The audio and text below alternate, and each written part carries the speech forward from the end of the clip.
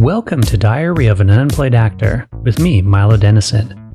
Each week, I speak with up-and-coming actors, actresses, and filmmakers about the entertainment industry. We discuss success, failure, and share a few tips to inspire those of you who have a passion for the creative arts.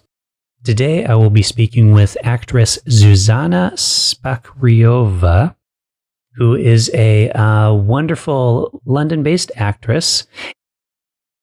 Partial of the way through, I ask her if she has any entertaining audition stories or bad auditioning stories, and she talks about one where she showed up late and had an issue with the audition. And it's kind of funny because this week I had a very similar audition myself. So it was a small role in a short film, and it was just only a few lines. So I did this self-tape at home, which is pretty much what they always ask you to do now. And it went great. I think I nailed it, sent it off. And of course, they call me for an in-person audition. Great. The in-person audition is north of London, so I'm not going to explain the geographic London regions or areas, but let's just say I live in northwest London. This place was north of London, but in order to get to it, I had to take a tube or underground line to central London. From there, take a train or overground line to North London. So all in all, about an hour 20, hour and 30 minutes. So not a huge deal. So I hop on my tube train, get down to central London, get onto the train going north. Literally within like 2 minutes of leaving the train station, the train stops. And this is last week, which we were having a bit of a heat wave in London.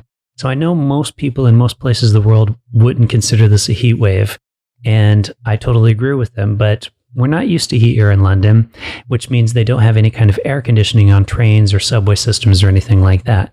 So I'm stuck on this train with no air conditioning at all, sweating terribly, trying to get to this audition. So I text the producer and say, hey, running late, train stopped, which by the way is something that happens a lot in London. The mass transit system is very unreliable here. But that's beside the point. So send that text message, then the train starts moving. I'm like, great, train started moving. A couple minutes later, stops moving again. Eventually get out to where the destination is, and I still got about a 15-minute walk from the train stop to where the audition is being held. So I kind of haul ass to get to the audition place. So I arrive probably about a good 30 minutes late, sweating, exhausted, and since I'm late, I pretty much go straight into the room and do the audition. Now, the girls running it were very nice and very great, so nothing against them. They were really professional and wonderful. But of course, going through all of this, my brain was literally fried. I think I forgot the lines of the piece. I'm like, oh, shit, I forgot the lines. She says it to me. I try it again, forget the line again. And so I grab the script, start reading from the script and do the scene from the script. And eventually, we do it once and it comes back to me. And then she gives me some directions. I do it again based on the different directions. But the reality is like, I was not in the right mindset. I wasn't there. I wasn't in the character. I wasn't doing it. And actors know what I'm talking about. You know when you're in the right zone and you know when you're not. And I definitely was not. So suffice it to say, I left the audition, get on my train coming into London, and the train was again late. So I'm stuck waiting on to get in this train to get into London. Finally get into London, finally get home, hours after I left. And I think, it's obvious by now that I didn't get the part. I haven't heard from them. And once again, no fault of theirs. I would question their sanity if they did cast me based on that audition. So that is my audition story of the week. Hope you found that somewhat entertaining.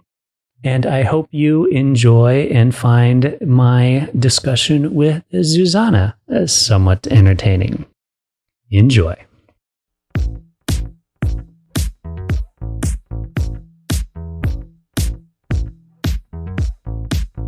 Cool. All right. Well, let's get started then. First question is, what kind of got you into acting? What made you want to be an actress? I guess I was quite young. I was late, like early teens, I would say. And I was just kind of, you kind of try to find a place where you belong. And I just couldn't quite figure it out. I always kind of I always thought that going and study something and then just doing that one job, that idea was always just kind of boring to me. I always want to do something more, something that is different every day. And then I joined small kind of community theatre, and everybody was just as weird as me, and it was great. And I just felt like I belonged there, and I didn't have to kind of pretend to be anything else. I just could be myself. And then I kind of stayed there until I finished college, and then I thought, okay, this is what I'm gonna do. Did you study theater in college? No, I studied just kind of regular. I think it was kind of meant to prepare you for university. That's what we have in Slovakia.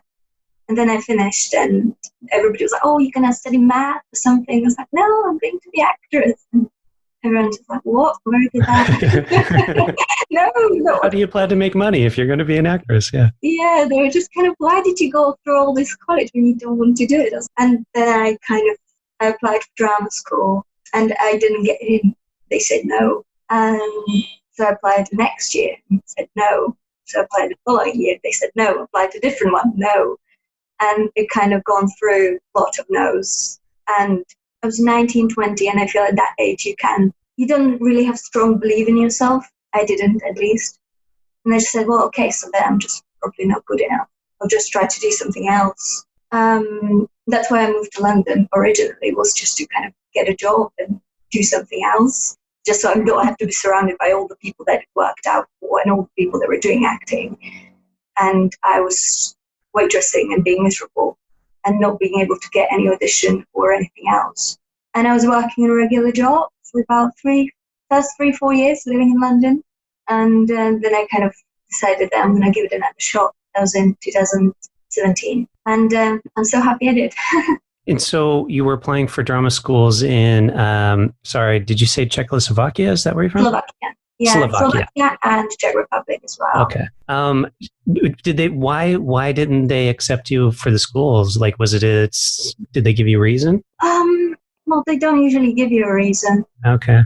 It's one of those things. But I guess here I find in UK, people are much more versatile when it comes to casting. You don't have to have a certain look. Just kind of being tall and long blonde hair. I mean, not that you have to look like it to get in drama school in Slovakia, but you kind of need to have that certain kind of, that they know it's going to sell. Because the industry is so small, almost as if there isn't enough space to kind of have people that maybe just look a bit differently. And I was very short and curly hair, and I'm not like an elegant, classy person. I was just a bit of I don't know. I just didn't belong there at all. Okay.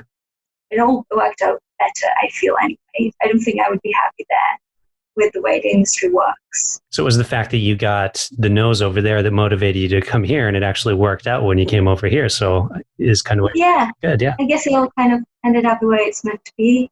And did you go to school, study acting here then when you came here?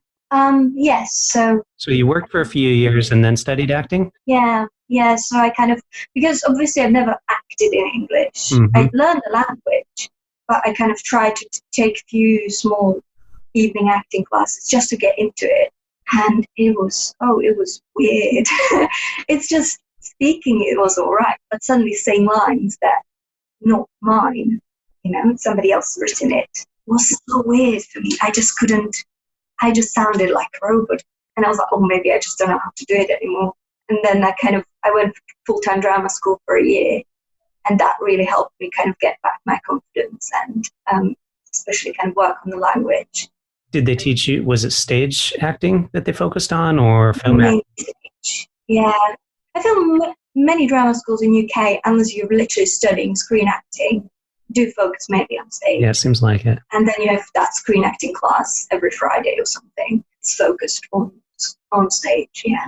Well, your accent, you have a very British sounding accent. So did you spend time working on that, or did that just pick that up just from living here? I think I just picked it up. Okay. And then there were a lot of little things I wouldn't notice I'm doing. And so I would always, any British friends I have, especially actors, would always make them listen to me when I just speak. And anytime we would have conversation, just to kind of stop me if I'd said something that wasn't pronounced the way it's meant to be or anything. So I had a lot of issues with my TH sounds at the beginning. So I just pronounce it kind of Eastern European way as the or not that. Oh, yeah. You don't say this, you say this. That kind of, I had that issue a lot. You have to watch yourself a lot until you don't have to watch yourself anymore. Yeah, it's pretty good. Do you find then as you audition, if they're looking for, do people sometimes call you out like for auditions where you're playing a British character and they're like, your accent's not quite British enough? Yeah. But then I'm kind of, why do you call me? Because you can't clearly see it in my CV. So when that happens, that actually quite annoys me because I feel like it doesn't say I can do RP on my spotlight. It doesn't say anywhere. Mm-hmm. And also, I feel like people here don't cast foreign person for a British role.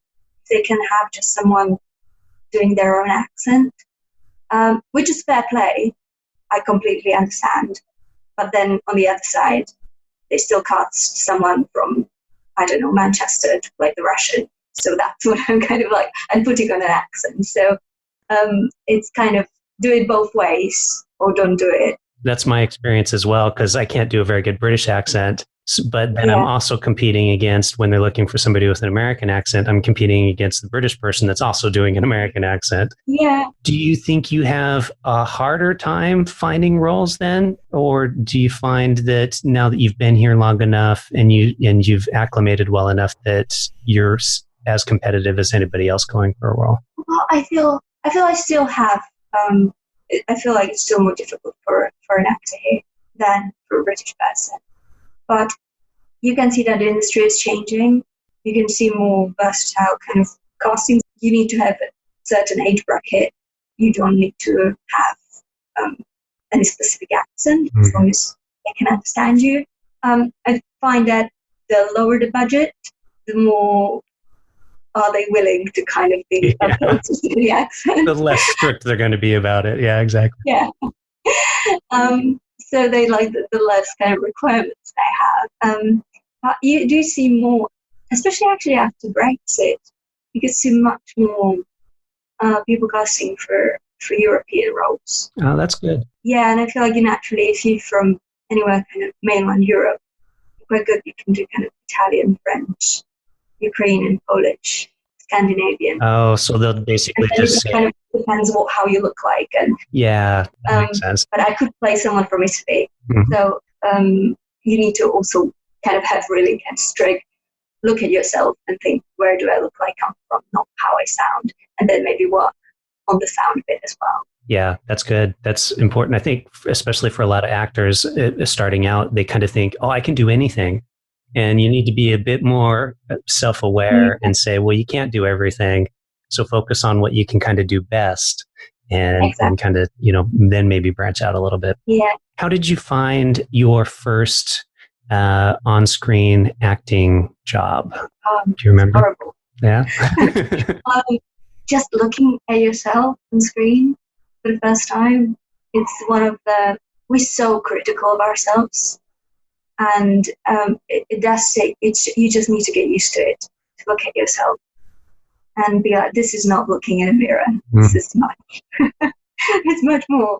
And I feel like, but now I actually not enjoy it, but I find that watching myself back in anything I've done, you learn so much about kind of, okay, so I did this, and on screen it looks like that, but I thought it looks differently.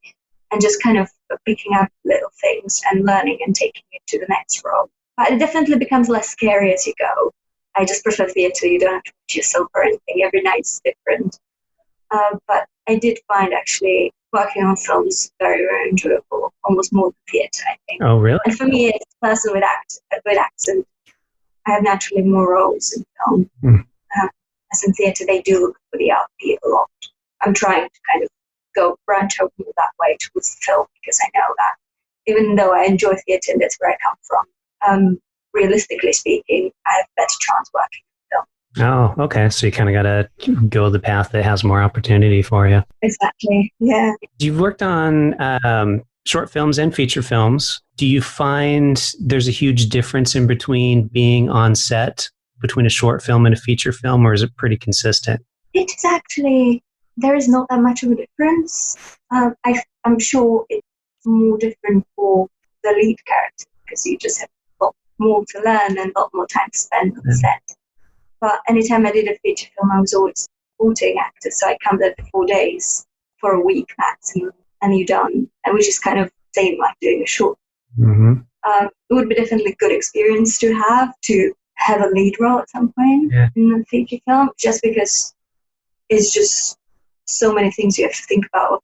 You know, film one scene in March and another scene in June, but they happen just one day apart from each other, and you just need to be so consistent in it. Yeah. In your acting, you just need to be in it so much. You need to remember everything so well. Because I know how that happens when the character is inconsistent throughout a film. That is just, it happened to me once when I kind of haven't realized something. And then you watch and it doesn't actually in this kind of mood. I just came across very differently in one scene, which didn't make any sense. And the director, I think, picked it up, but I picked it up. And I felt like, okay, I have to remember this very well. It might be 5 months apart. Are you one of those actors that likes to watch the take in between scenes, or do you prefer not to watch it and just wait and see it till it's actually complete? I used to be one of those that didn't want to look, but now I actually found that, and I can see that, okay, I wanted to do it this different way. Sometimes you do something and you don't really know how it come across. Yeah. How would it come across on camera? So I think it's very useful for me, at least, to have a look. You'll see, like, in the performance of like what you can do to tweak it to make it a little bit better, and then go into the next take with that. Yeah. And also you can give more options to the director. Let's take an example of a film that you worked on. So you worked on a film called Suppression, which I think is coming out this next year, right? Or sometime. Yeah, so it's been a bit pushed back, but around this time next year. All right. So how did you get cast in that? Tell me about the audition process for that film. That was actually, I didn't audition for that one. Oh, well. Yes. That was, I think it was the only one I didn't audition for. I remember applied for it on a website called Mandy, which I'm sure you know about, so where it's kind of most independent films get cast at, about to apply. And yeah, I remember applying for it, and the director just got back to me straight away. And he thought he had the look and the kind of feel that I was exactly looking for the character. And he spoke about the script a lot. And he didn't actually want me to do anything, which was very, I was like, oh, you trust me a lot. So it was a lot of pressure for me when we were filming it. What if now he's going to be like, why? But it's always, you have always this thing when you audition for something and you get it. And then you're meant to be like, finally filming. Oh my God, they're going to be like, why did we cast this person? We should have gone someone else. I always have this little kind of voice in my head just all going on. So it's like, I'm trying to switch it up. So. How do you conquer that little voice? How do you make it go away? I think a lot of actors have that. Well, there's the balance. There's the actors that think they're brilliant no matter how bad they are. And then you have the other actors that are the flip side of like, they think they're terrible even though they're good. So it sounds like you're on that flip side where you really think that you're worse than you actually are. So how do you feel you kind of get over that? Just trying to balance it out, kind of just believe in yourself and knowing that, yes, you're good and you can do this. You just have your own process to get you there. And everybody needs time to rehearse. Nobody's, I know I'm sure, but sure somebody is, but most actors, you need time to spend on the script. You need time to, and when you read something for the first time, it's not going to be great. The first take is not going to be great, and it's okay. And nobody's expecting you to be, okay, we're done. We don't need to do anything else. We're done. It's great. It's okay to make mistakes and don't take it personally. I think just laugh at it and go again. And then also, if you do a mistake, would you feel like it's a mistake? Just learn from it and move on. And just be critical, but in a healthy way. Yeah, not to the point to where it actually hurts the performance because you're so critical. How do you, what's your process for memorizing lines? I do like to practice with someone. If it's dialogue, find monologues kind of for stage. Find that is the hardest one because I always remember cues and I know what I'm saying. If you listen to the actor, even if you don't know the line 100%, if you know your character, you know kind of how would you respond. Even if you say different lines, you say probably the same thing, just in different words. So yeah, I try to really listen and think about where is my character's point mentally and how am I feeling and all that. And if you know that, then you can't really go wrong with your lines. You just not learn them as a robot and then add the acting. That's not the way kind of how it works for me. First learn the motivation and how are you feeling, what you're trying to get from this particular conversation from the other person. And then, okay, so this, and how am I going to get it? Which is kind of basic, I guess, principles that teach in drama schools or anywhere, but it just works for me. Yeah, no, it makes sense. I'm curious because you mentioned Spotlight at one point, and I kind of have a hate-hate relationship with Spotlight because if you want an agent in London, or people care so much about Spotlight, and it's just a website, in my opinion, a casting website, which is not all that different from Mandy or any of those other ones. Do you find you get a decent amount of work from Spotlight? Do you find it's worth being on there? No, I get a least amount of castings from Spotlight, but it's one of those things you just have to have. Mm-hmm. Nobody will take you seriously if you don't. No agent will take you on, and you just have to be on it. There is often not a single casting that I'm suitable for months, and and you just kind of have to take the few ones here and just get on and just don't. I think I got maybe like 3 or 4 proper castings from Spotlight. Were they you got jobs through Spotlight, or was it auditions? Just auditions. Okay. Yeah. I don't find that there is many, but then also you can't see all the castings. Yeah. Your agent can't see them, so it kind of depends what your agent's putting you forward for.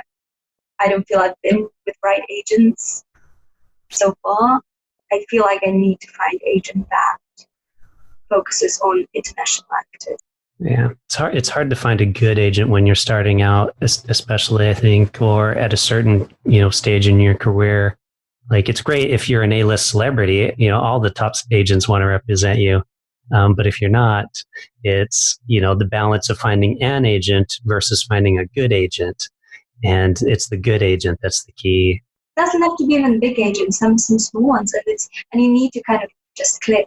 And it is a process that takes. Yeah. And it's just funny because they're like, are you on Spotlight? That doesn't necessarily mean you're a good actor. It just means you're on a way, that you managed to talk them into letting you in. Did you have a hard time getting on the site in the first place, or did they accept you easily? They accepted me actually pretty quickly because the drama school I went to was automatically guaranteed me to get on Spotlight. Yeah. So that was pretty easy. But yeah, it felt, it's like one of those things when you first get your first credit on IMDb, just kind of it just feels so good. But then I just was like, oh my God, what about it? Yeah. Yeah. Do you have any audition horror stories, like just crazy auditions that were like, oh my God, that was weird, or you walked out of there saying, I don't want that part at all, anything like that? Once I auditioned for a short film, and I had kind of a nightmare journey getting there, raining, and everything was delayed because London, and I finally got there. It's freezing cold. Tried to remember my line, and it was this horrible speech that I was meant to give to my mother's grave, right? And there's no grave. It's an empty room with a table behind which 4 or 5 people, and he tried to my mum died. Yes, the grave is right here. Try to convince yourself. And I remember I think it was quite late. It was around 5 o'clock in the afternoon. I think they've already cast who they wanted. Oh, they did. And they were like, okay, let's just see the rest of the people. I mean, they're already here. I remember I was just kind of just trying to be in the moment. And I think one of them was on their phone, and the other person was having sandwiches. I was really, really upset that day. And I think that's just when people don't give the attention. You come here, you know the lines. If I was late and I don't know anything, fine, kick me out. But I come prepared. Just give me those 2 minutes of your attention. Like, I don't come, it was all the way in Uxbridge or somewhere as well. Just like travel all the way. And they just don't pay attention to you. And I find that how always that is kind of worst. I didn't have any kind of anything else. I don't think so. So when you went in there, they told you they already cast it? No, they didn't, but the way they're kind of behaving. didn't seem like interested at all. Yeah. Yeah, that always kind of, yeah. Well, then when you kind of realize by the time you get there that, oh, I'm so not right for this, like being somebody completely different. And you kind of, that happens to me in theatre when it's kind of, I'm not very, it's okay when I'm already cast in a play, but in audition, when the audition is kind of devising process of doing something and creating some abstract, I'm so bad at that. And it's just, you have a group and okay, your motive is color red and it's 4 of you and you have 10 minutes to create something. And so everybody always just seems to be like, oh yes, red this. And I just kind of stand there being like, I don't know. I need to know the people before I can work with them. And I find that always just very embarrassing and stressful, and I just kind of stand on the side very uncomfortably. It's always just disaster, those kind of devised way of auditioning. Yeah, I don't know if you've ever done that, but I always just find that so uncomfortable. I'm so good at it though. Any theater auditions I've done have either been doing a monologue or, reading from the script with other people reading from the scripts, which I think works because you're reading the characters and seeing how they play off each other and sound together. The only weird audition I did like that was, for theater school, where they're like, they put you on with other people and they're like, you've just been born and now live, and it's like, oh my God. And you're like, okay. I just ask you to be a color or an object. And you just go, oh, what is, I'm a grown-up 27-year-old woman. I'm not being object, just like be a wave. Yeah. How is this going to help you? But then I understand why they did it, to see your kind of improvisation skills. But I do have to kind of just be, I'm not going to laugh about this. I'm going to That would be hilarious if you did that. If you just started breaking out laughing and being like, you want to do what? Oh! Okay, sure. Yeah, so just can't help yourselves. This is, yeah. Once I had this horrible audition. It was for a film school project. And and I was meant to kill someone in the scene we were doing, and I killed the wrong person. So I had other people playing the other characters. And at the end, the girl is meant to kill the person that's trying to kill the boyfriend, and I read the script wrong, and I killed the boyfriend, and they were just like, do I have to do that? And I was just like, oh no. That was pretty embarrassing. I was like, oh, I just thought you killed him. Like, no, you killed the other person. Well, somebody got killed. There you go. Someone got killed. I mean, obviously there was no gun. You just with your hands. Yeah. Did you get the part? No. It'd be funny if I did. Have you ever been cast in something or gone for an audition and then afterwards decided not to do it for any reason? Of like, you know what, now that I know more about it, I don't think it's the right project for me? Yeah. I used to take everything. And I think you have to, when you're starting out. Yeah. You want to build your CV, you just take anything that comes, just so it adds credit. But then slowly you need to start being selective. And it took me a while to realize I did a few very, in my opinion, bad films or bad plays, like 2 or 3. And especially with play, you just spend so much time rehearsing, learning lines, performing for a week, 2 weeks. And yeah, I did kind of, and I used to be like, oh, well, I mean, it's better than doing nothing. But then I kind of realized that, no, actually, if I wasn't doing this, I could be doing something else.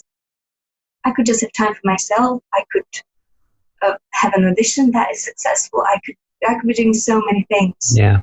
I'm not doing because I'm here. And I try to kind of decide on the script.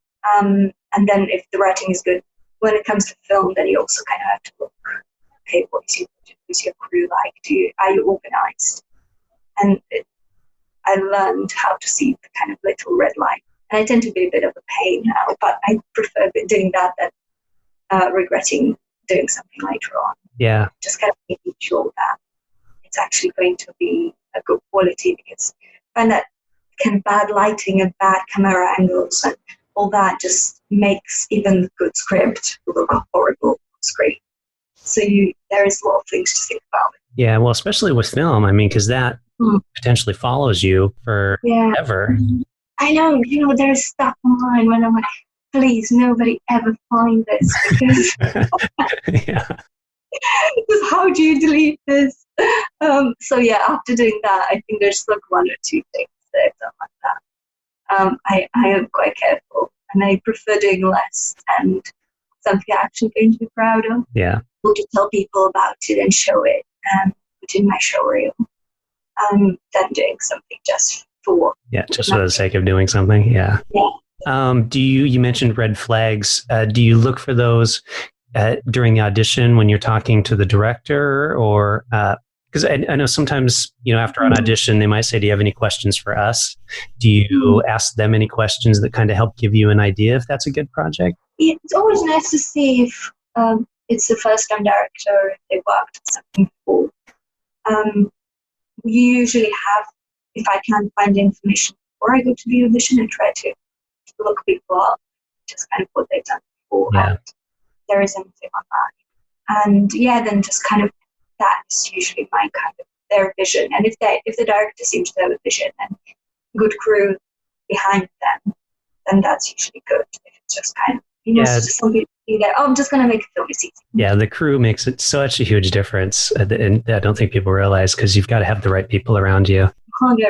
Yeah, I had a director contact me about something once, and then he sent me his previous. He's like, take a look at my previous project, because like thinking that it might encourage me, and I watched it. It was so bad. I'm like, I have no interest in working on anything that you've done, because this does not sell it to me. Yeah, and how people, it's just kind of, don't you see it? Mm-hmm. Yeah. Any interesting thing in the special skills section of your CV that people wouldn't know about? Some unique skill that you have that you call out there? Well, I started in children's theatre, so I got plenty of pantos, and so I do think I'm quite good in character work and just creating big characters, theatrical and that. And I kind of I still want to use that in a way, because I've always been fascinated with circus and just kind of clown that. You just find that. So can you juggle? Yeah, I can juggle. Oh, well, there you go. And yeah, I remember I put one kind of small act together, and I showed it to a few people. And like, you should do more of this, and you should kind of go and do and tour, or like, even if, I think it would be more suitable for children. But yeah, it's always kind of, it's in the back of my mind, and it's been something that I kind of wanted to start rehearsing and working on this year, and then I kind of did, and then kind of lockdown happened and everything. But it's still kind of, I know I'm going to do it at some point. But yeah, I do know how to juggle, but I'm trying to learn more tricks. So is it like a one person show, or is it? Yeah. For now, I feel like it's easy way to go. Just kind of start on your own and see how you actually would feel about it and how you're received by the audience. Yeah. And then maybe it would be nice to have partner in crime. Yeah, to play out. Something fun and different when you don't have to worry about your, characters and objectives. Yeah, you're not memorizing lines. Yeah, and all that. You just kind of can be silly and funny. Yeah. And that's that kind of acting bit of play comes from wordplay. It's just being silly. It's nice to do that every now and again, especially. Oh, that's great. Do you have anything coming up that we should be on the lookout for? So Suppression's coming out next year, we're hoping. I believe 3/4 film's already been shot. So they're going now to Poland to shoot all the exteriors, which I'm not in. Very sad. Oh, you don't get to go with them? My scenes are indoors. I was like, oh no. Yeah. I know. So I should wow. But yeah, they're shooting the exteriors now in August, and then a couple of scenes in October, if everything goes well. And hopefully my play, King in Yellow, which we did at Camden Fringe last year, we're meant to perform in April in Drayton Arms in the West Kensington area. That got cancelled, but we believe that we're going to be returning You're waiting to see like when the theaters open and if they're going to have time for it?